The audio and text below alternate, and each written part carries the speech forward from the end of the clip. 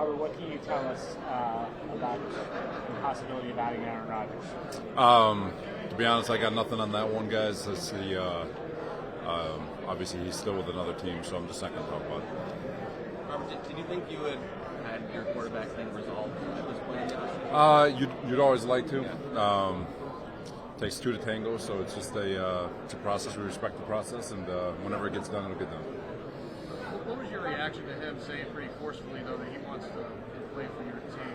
I mentioned it yesterday.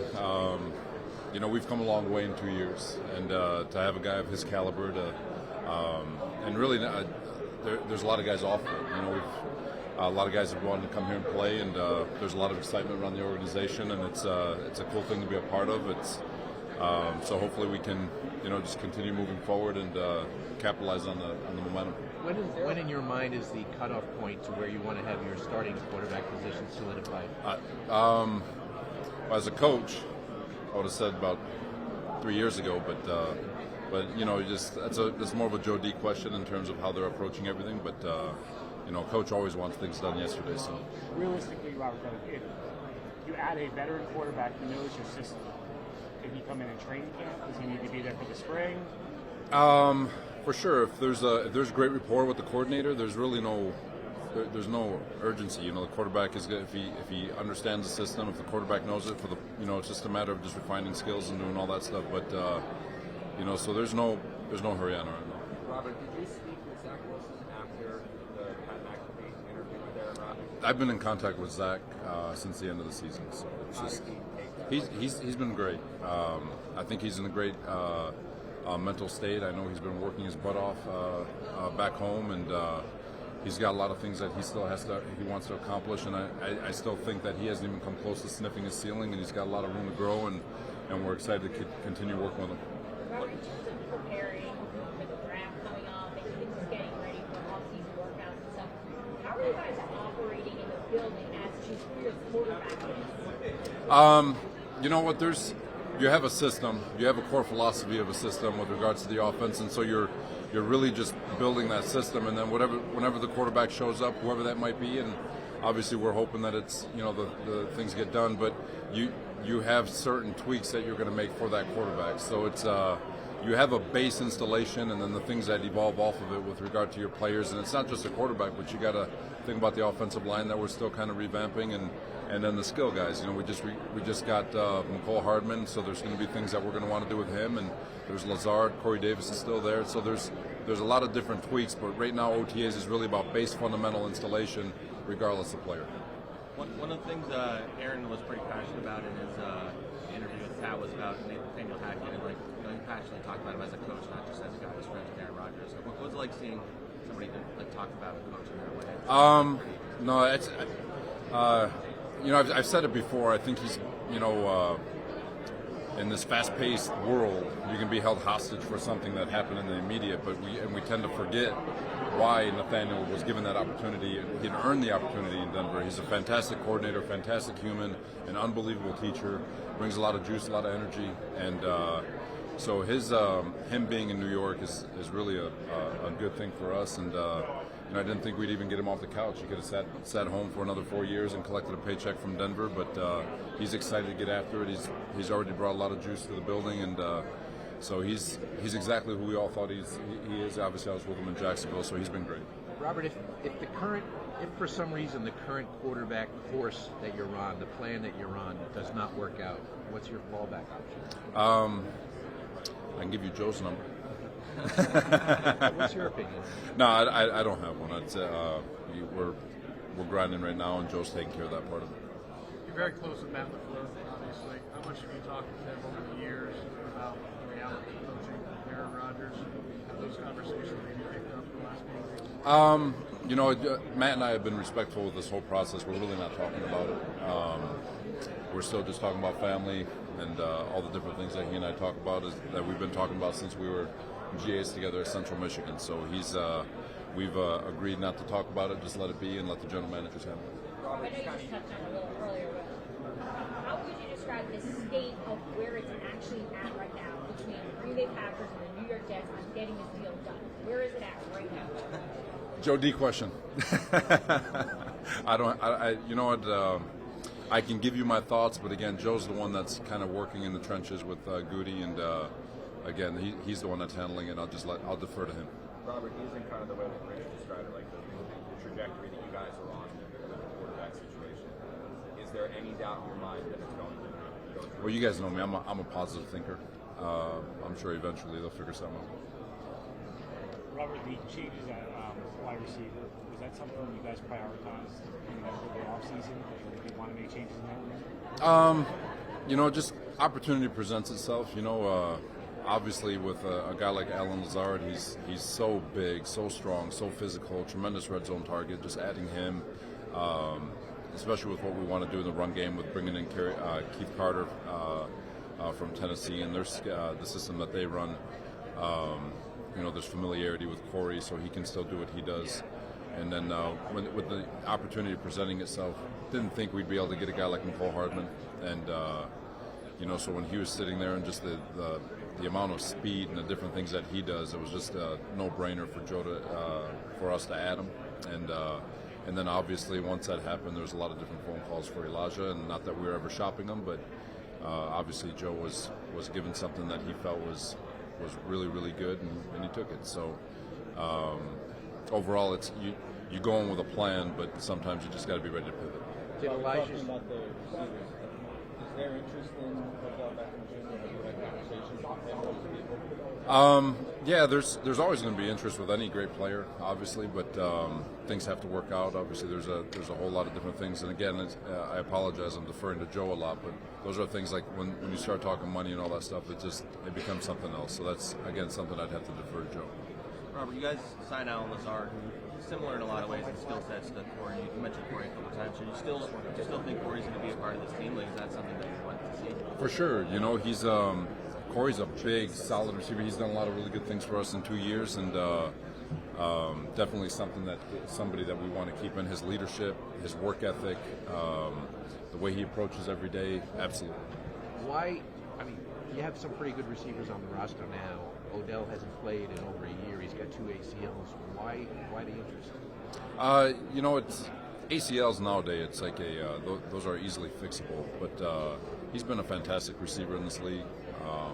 Everything you hear about him, he's a phenomenal person. But again, it's just something that you know, you're always going to look over, turn over every stone, cross your T's, dot your I's, just make sure you're not missing an opportunity to add a great player. And there's no guarantee anything will happen, but to go in there and talk about it. And again, if Joe's had other conversations, that's again for a Joe conversation. But we're always going to study every player on the market to make sure that we're not missing out on an opportunity to add a good player. How much of that is Rodgers? I mean, we know that they have a friendship, and he made it clear. Yeah, he's. You know, again, before any of this even came up, you're given a free agent list from our scouting department and Joe, and he's part of that free agent list. And you go through and you study every single player, and so all these thoughts and ideas are formulated well before any of this happened. And you know, so you study it, you look at it, you try to formulate a plan to build a team that complements one another, and so hopefully that answers your question. Robert, what did you like so much about Lazard? Was it just like, I mean, the guy gets down the field and blocks?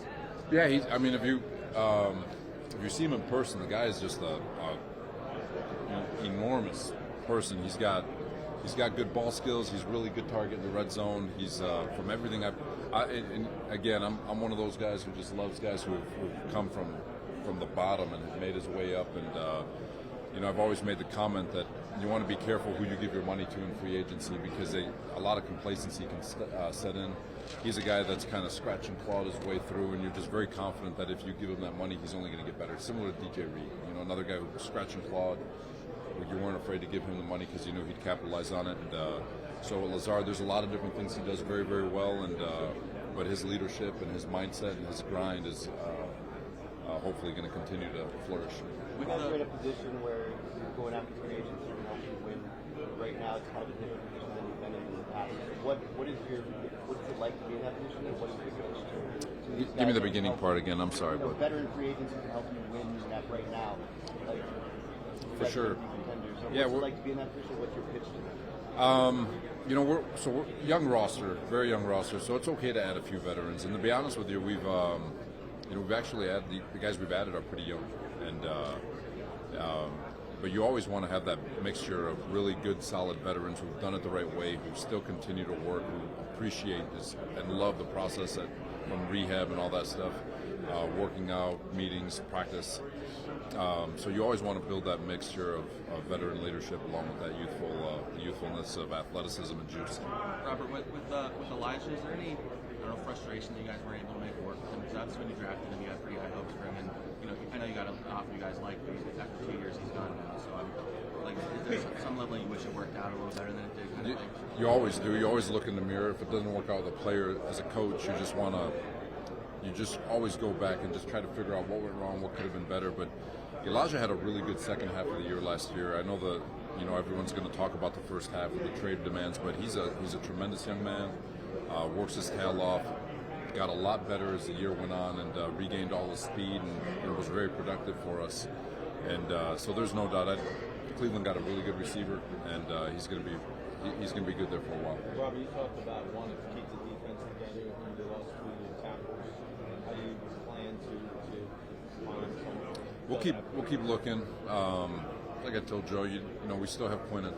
He's pretty good, and so we want to add those pieces. And Sheldon Rankin's a phenomenal football player. Did a lot. You guys know how much I love Shep. Going to New Orleans and getting what he got.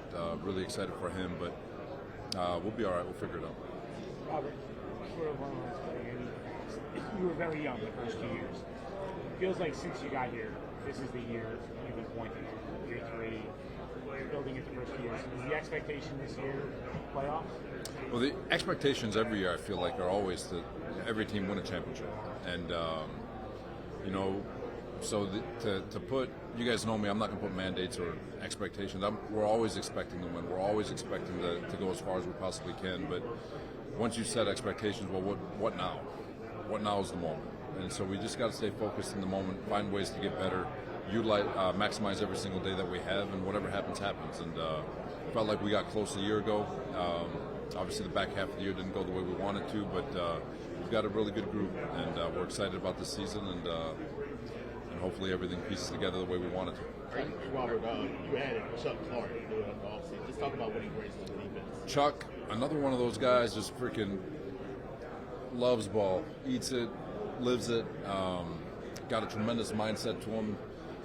Fights through pain, fights through injury. The guy's got a Iron Man streak. I don't know what it is, over 1,000 plays in a row or something like that. Just an incredible talent, tackling machine. So he's getting into a safety room that we're really excited about. I think Jordan's going to be a lot better playing in the second year in the system. And so we got some young guys that with Ashton Davis and TA. Hopefully they'll take another jump. So it's a really good group. He's going to add veteran leadership to that group. And again, he's come from a championship organization to bring that championship mindset. And we'll see if we can grow off. How do you feel about where you guys are at center right now? I know Connor's a free agent. You haven't really had it. I guess you had Bush right. Yeah, there's obviously it's a position we want to continue to address. The entire offensive line we still want to address and make sure that we're maximizing that group. And again, those are things we're studying. They're still looking at all the free agent lists. We're going through the draft to look at what's available, and so there's still some work to be done there. Are you guys Coaching staff, Ben Jones is one of the main free agents out there at center. He's got connections, obviously, to your coaching staff. Is that somebody that you're exploring? Yeah, for sure. Again, part of the free agent list that we're all looking at, and just making sure that we're crossing all our T's, dotting our I's. same question. You guys meeting with Calais Campbell later this week?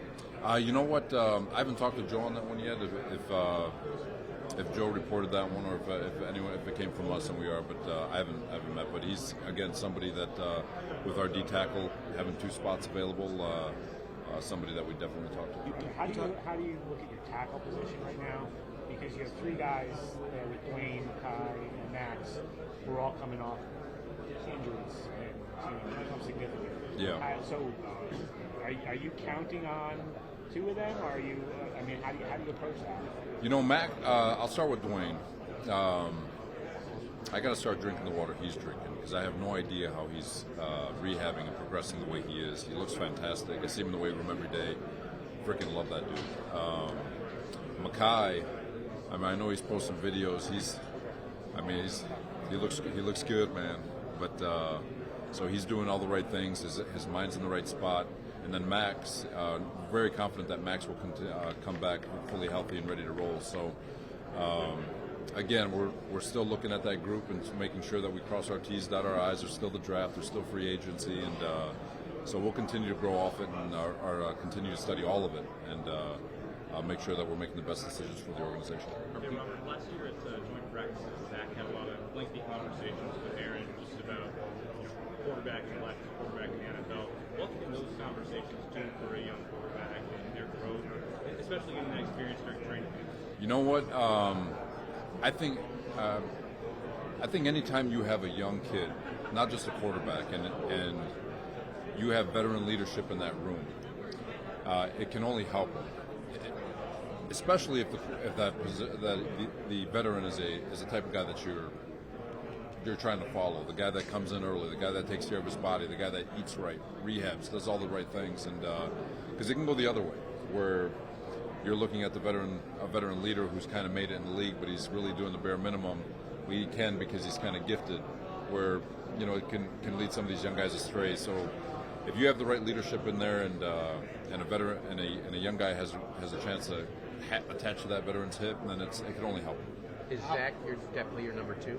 As of now, for sure. And again, like I said, we're really excited to work with him. I want to make sure I rephrase that. When I said as of now, I know that's going to be the headline. But he's our. You were quick. I know. Just tweet it out yourself. He's our number 2. We're really. I really still think Zach has a future in this league to be a really good quarterback. I really do, and he has the work ethic. He has the mindset, and he's coming in here to attack it. And but yeah, we're counting on him to be a fixture here for a while. Speaking of that, Mike White ended up going to the Dolphins too. Just talk about how different it'll be to see him in the Dolphins uniform along with Braxton Berrios and Dan Bailey as well. No, he's you guys know I love Mike, Braxton, Feeney, 3 guys that represent what you want. With the mindset, the attitude, the commitment to the organization, their work ethic, all of it. And but to see them in a different uniform, you kind of get used to it after being so many years in the league. We're all renters, as they say, so we all come and go. Robert, in the time since you've sat down, Lamar has been on Twitter and requested a trade. Seriously. Okwara? No, Lamar Oh, Jackson Lamar. requested a trade on Twitter. Oh. Is that an avenue that at all interests you? He's a heck of a quarterback, but again, that'd be more for Joe. Robert, you talked a lot about the young core. You guys haven't been as active in the free agency as in past years. I'm curious, how much of that is you want to see these guys get a chance to keep growing and stay in the role? It is for sure. We're excited about the group that we have. Last year our defense, for the most part, we're bringing them all back. We still need to take care of our D tackle positions, but offensively, we love Garrett Wilson, love Corey Davis, love the 2 additions that we made with Lazard and Mecole, and there's a bunch of young guys. Hopefully Mims takes another step forward. Irv takes a step forward. So there's some young guys back there that we're excited to see grow from the receiver standpoint. And running back wise, I'm expecting big things from Michael Carter. I know he had a down year a year ago, but I think he's got a chance to come back strong. It usually happens where year 3 is the trigger for those young guys, and obviously Bam finished season strong. Get Ty Johnson back, and then Brees looks fantastic. So we just have a really good mixture of young guys right now that we're excited to grow and continue to work with, and we'll fill the needs where necessary. You guys have obviously done a lot of joint practices your I'll first get 2 you. years. Do you plan on doing more joint practices this year? Yeah. I know you said with the Giants. For sure, there's. We'll see how the schedule comes out. Planning, we got the Hall of Fame game week 1, and then we have a week 2. Depending on who that is, hopefully that's a situation where we can have a joint practice. What do you think Sam Howell is? Because he's one of those guys that kind of has a question, but like he has a big cap number, so he's got he could be a potential release. I mean, is he going to be on the team this year? I'll speak for Joe on this one. Pass rushers, they don't grow on trees, and Carl has a commodity in this league that's gold, and so he will be here as long as he can walk and play and rush and passer and affect it the way he does. He'll be here. Robert, with ABT, he showed his versatility last year before he got hurt. Is he back at right guard now? Is that the spot where? Hopefully, yeah. We definitely think he's an all-pro caliber right guard, and I think he can be a heck of a tackle too. But he is an elite guard, somewhere where we would love to keep him. Can you describe what it's? I mean, you're in a weird spot with the Rodgers situation because you think you have your quarterback, but yet you don't officially, and there's really not much left in free agency, so you're really out of options. I'm wondering, as a head coach, what kind of emotions, what kind of anxiety level you have, because you're this far down the road, there's pretty much no turning back, and yet you still don't have them yet. So, what's the anxiety level for the head coach? Honestly, I'm not hitting the panic button. There's, it is. I've talked to you guys about it before. I worry about the things I got control over. That's something I have zero control over, so I'm just going to focus my energy on the things that I do. And, it is what it is. I'm confident. I think that things are going to work out. You guys know me again. I'm a very positive person and optimistic, so I'm confident that things will go the way we were hoping. But at the same time, it's not going to eat at me at night. How would you describe your meeting there when you went out there? It was great. I'll keep the conversation to the sanctuary of his own home, but thought it was really good. I'm kind of intrigued by it. I'm not gonna lie to you. Just to get away from cell phones, and I love you kids. You guys know that. I love all of you. But 4 days of just sleeping at it. It's got some pluses. You did say on the McAfee show that you were pretty intrigued by that. Well, I was just curious. You just, it's easy to mock something that's different. That's kind of the trend, or whatever it is in this day and age, to mock something that's a little bit different. But when people do things that are different, I'm more fascinated by it to figure out exactly what it is, to see if there's something I can learn from. So. Robert, you've talked about how you've had players like wanting to come to the Jets, and how that was, that's a sign of like things are going in the right direction. Is this like what you had as your vision when you came here, like by year 3, people are going to look at the Jets as like, not the same old Jets? Yeah, the idea is to, when I'm opening press conference, the plan is to win multiple championships, and to scrub the dirt off the organization and to help, along with Joe and our coaching staff and all the players that are in the locker room and everybody that walks through that. But there's a lot of really good people in that facility, and to change the narrative, to change the view of the organization, that's always the vision, and the only way you can do it is with winning. And I feel like we're going on the right track. I know it didn't finish the way we wanted to a year ago, but I think there's a lot of excitement on what we can be, and we just got to continue this attacking this offseason. Hi, Robert. I just asked Matt Midday about the state of the AFC East, and he pretty much said iron is going to sharpen iron, and that's going to help you later on. What is your assessment of how the division has gotten better? It can seem like Miami's facing moves, Buffalo's still there, and then you still have the Patriots too as well. I feel like when I first got in the league, I was in Houston with Peyton Manning, and Tennessee was rolling, and Jacksonville was really good. And then I go to the AFC or the NFC West, and it's Seattle and San Francisco, and Arizona was really good. And then I go to Jacksonville again, and it's the same thing. You got Indianapolis had who's the other quarterback?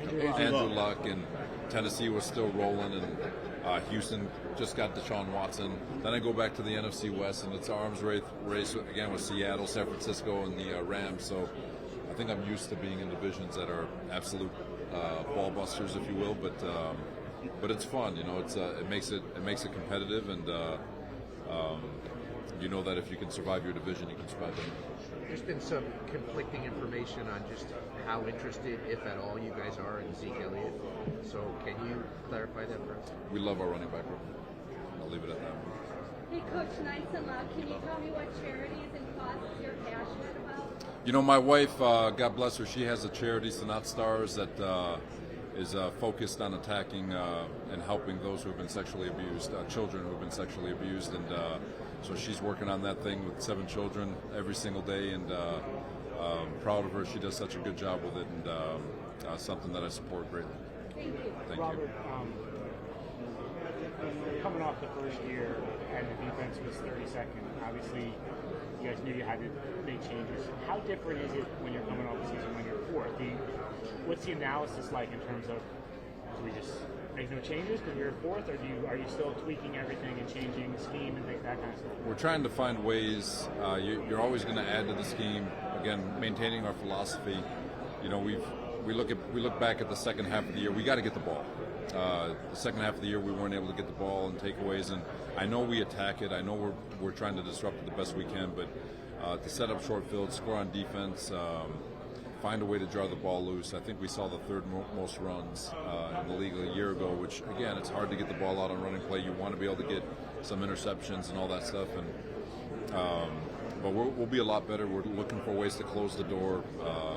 How can we be better when our offense scores, to slam the door shut on the opposing offense? And so there's things that we got to get better, some things that we're going to focus on. And again, you're always going to try to evolve your scheme to match what's happening around the league. And so it's something that we'll be always trying to evolve. Specifically with Garrett, how do you think he can benefit from a veteran quarterback? I think everyone can benefit from a veteran quarterback. You know,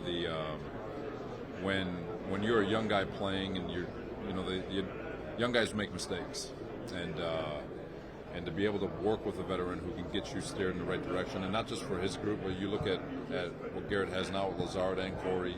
He's got Mecole Hardman coming in, who's also a veteran. So, you know, he's got a lot of really good veteran talent around him, and the same thing goes for Mims to see these guys, these veterans, and same thing with all the other young guys we have at receiver. So just being surrounded by veterans, whether it's a quarterback or somebody in your own room, is always beneficial.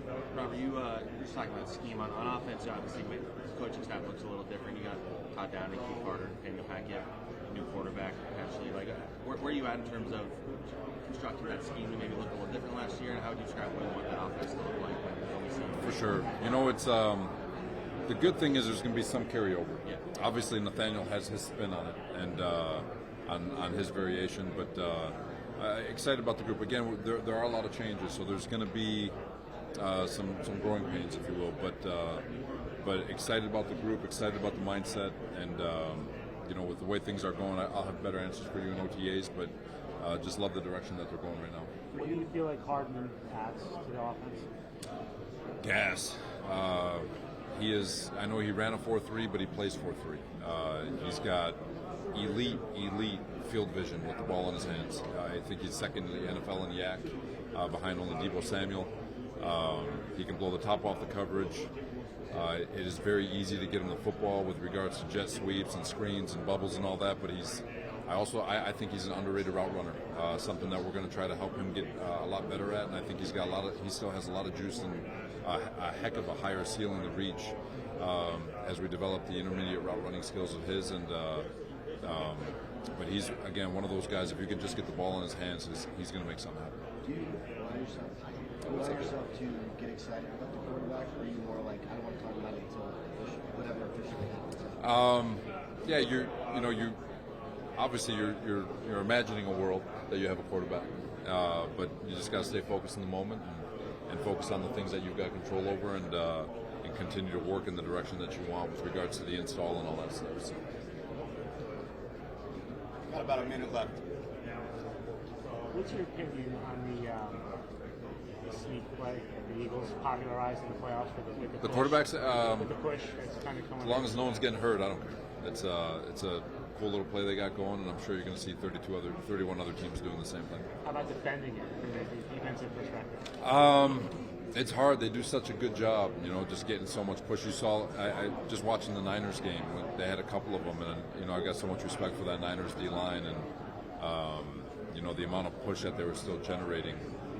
It's a heck of a little deal, and I know they got a bunch of plays off of it, so it's a cool scheme that they exploited. Robert, this one's a little out of left.